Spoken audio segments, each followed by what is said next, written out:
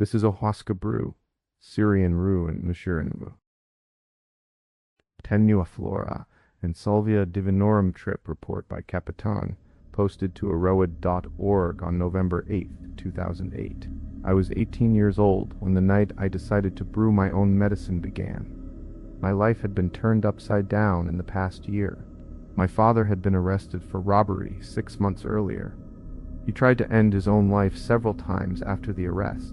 My mother was already in prison. I was left with a house that was empty, cold, and full of unpaid bills. I stayed there for a couple of months, either alone or with an older relative who visited occasionally. The house felt heavy, as if the walls themselves were pressing on me. The utility company finally took the house and everything inside. I was forced to leave. I moved in with a business associate of my father. I tried to catch up on the college classes I had missed, but I could not focus. I finished the semester with a 1-point GPA. I worked almost every day just to have enough money to buy my girlfriend a present for Christmas and to afford food and gas. My motivation was broken. I felt as if I were walking through a fog that would not lift. I had read many reports about ayahuasca and other plant medicines that people used for healing. I thought that maybe the medicine could give me some insight, some way to move past the pain. I ordered Mimosa Hostilis root bark and Peganum harmala seeds from an online vendor. I had them shipped to the house that I had just left. That house was the center of my trauma. I thought that by returning there and making the brew, I could confront the place that held so many bad memories. A month after the package arrived, I decided it was time. I ground 20 grams of Mimosa Hostilis root bark together with 10 grams of Peganum harmala seeds in a coffee grinder. The powder was dark and smelled faintly of earth. My electricity had been cut off when the house was repossessed, so I had to steal power from a vacant house next door. I also had no running water, but I managed to collect enough from a bucket that I filled from a neighbor's tap. I mixed the powder with a solution that was half lemon juice and half water, measured by volume. I used enough of the mixture to fill 4 drinking glasses. I placed the mixture on a gas stove and let it simmer for 20 minutes. The liquid turned a deep brown. The smell was sour and bitter, like a very bad lemonade. I filtered the brew through a t-shirt, collecting the dark liquid in a glass jar. I sealed the jar and left it in the empty house overnight. The next evening I arrived at the house at about 7:40. The house was dark, the electricity still off, the water still not running.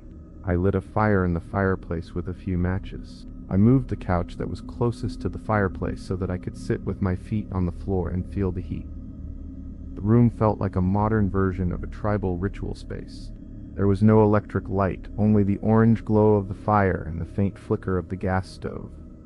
I felt a strange mixture of comfort and unease. While the brew was still on the stove, I decided to smoke 3 bowls of pure Salvia divinorum leaf.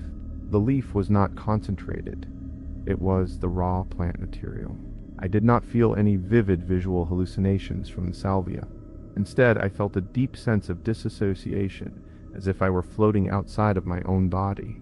I also sensed the presence of something that was not part of my normal world. The feeling lingered, even as I continued to heat the brew. At 9 o'clock, I poured the remaining brew into a large aluminum pot and placed it on the fire. The steam rose and the bitter smell filled the small room. The atmosphere felt more ritualistic now. At 9:10, I held my nose, lifted the pot, and drank about 1.5 glasses of the brew, roughly a third of what I had prepared. The taste was foul, like sour metal, but I managed to swallow. I rinsed my mouth with a little distilled water that I had boiled earlier. At 9:22, I began to feel a light buzz, as if I were slightly drunk. My stomach also started to feel uneasy. At 9:26, I took a small hit from a pipe of cannabis that I kept for nausea. I did not take a large hit because I did not want the cannabis to cloud the experience that the brew was about to bring. At 9:30, I closed my eyes. Behind my eyelids, I saw the usual red floating specks that people often describe when they are about to have a visual experience. This time, the specks had taken on faint colors, dim but present. I opened my eyes, surprised.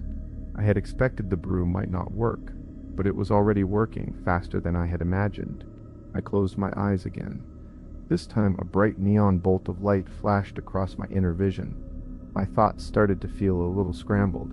I pulled a blanket over my shoulders and my head, and I kept watching the shifting colors. Then the experience moved beyond anything that I could put into words. It felt as if thoughts were being spoken without a voice, lessons were being taught without a teacher, and events were happening without a clear cause. I will try to describe the main parts, but I know that any description will be crude and will miss much of the feeling. First, there was a complete blank. The colors faded away for a moment.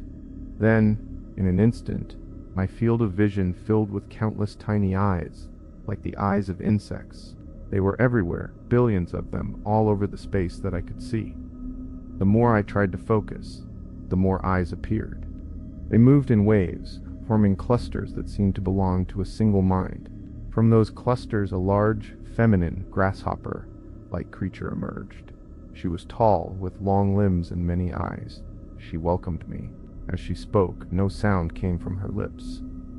The meaning was clear in my mind. She warned me not to play music. She said that music would distract me from the lesson. I had brought a pair of headphones and a phone with music, but she told me to keep them off. She then gave me a taste of the pulsating thing she mentioned. A low ticking sound filled my mind like a distant drum. The room around me changed. First, it became a blue, triangle-shaped space. Then it shifted into a series of lever-like objects that pulsed in time with the ticking. I could not hear the music, but I felt its rhythm in my bones. She told me that in this place they had their own music, a music that did not need ears to hear. I understood that I was receiving an impression of beautiful sound without actually hearing it. After a short while, the tone of the experience changed. The feminine presence was still there, but now other entities entered my awareness. One of them was a weasel-like creature, its body shaped like a blue zeppelin, with a long snout and ribbons of color flowing along its sides. This being felt subversive, as if it wanted to undermine the lesson. I began to panic. My heart raced. I could not tell how long I stayed in this panic, but eventually my stomach started to churn violently. I realized that I needed to purge. I reached for a small flashlight on my keyring and walked slowly toward the porch. The night air was cold. I stepped onto the deck, still feeling the presence of the weasel creature. My mind filled with the usual bad trip thoughts. What have I done to myself? And I have taken too much. But deeper than those thoughts was a feeling that I had trapped all of my pain inside of me for too long. My ego was tightening, preparing to protect me. I sensed that the drug itself was guiding me toward a release. The feminine entity whispered that the purge was painful but necessary. I stood at the edge of the deck, took a deep breath, and opened my mouth. The purge began. I felt a vivid image of a red, anus-shaped form floating above my face. I understood it to be my ego being expelled. Liquid and solid material came out of me in large quantities, even though I had only drunk the brew 8 hours earlier. I fell to my knees, shaking, coughing, and heaving. I think this was the peak of the experience. Time seemed to stop. I could not tell how long I was on the ground. When the vomiting stopped, I slowly walked back inside. I looked at the clock on the wall. It read 10:03. I could not comprehend how much time had passed. I tried to calculate, but numbers floated in my mind without order. I concluded that I still had more time left than I had already spent, which did not make sense. I decided that time was not important right now. I covered myself again with the blanket and returned my focus to the insect mother creature. For the next 2 hours, my memory is fragmented. I recall that the creature showed me a series of strange, singing cave-like rooms. They were masculine in energy, and they cradled me as if I were a child. The rooms were not made of stone. They seemed to be formed from a plastic-like material that flowed like rainbows, or perhaps from air woven with transparent ribbons of color. The rooms sang. The songs were not sounds that I could hear with my ears, but they were felt as pure emotion. They were the most beautiful songs I have ever experienced, even though I cannot describe them. They felt like emotions turned into patterns of light. At another moment, I felt every part of my body glow with a warm blue light. Then the light went away, and my body felt numb. I thought I might have pulled my lip off. I looked at a mirror to see if I still looked like a human. My reflection was hazy, as if I were a figure made of water. I did not care about the physical damage. I was more concerned about how my girlfriend would react if I came out of this altered state with a missing part of my body. My ego dissolved again. A large cartoonish mouth made of the same insect eyes opened and sang a low ticking melody. The melody carried a deep meaning that soothed me. I felt a calm that was not the same as the earlier panic. The feeling of panic returned, but it was milder. I realized that I still needed to talk to my girlfriend. I was afraid that I would not be able to use my phone, but I managed to dial her number.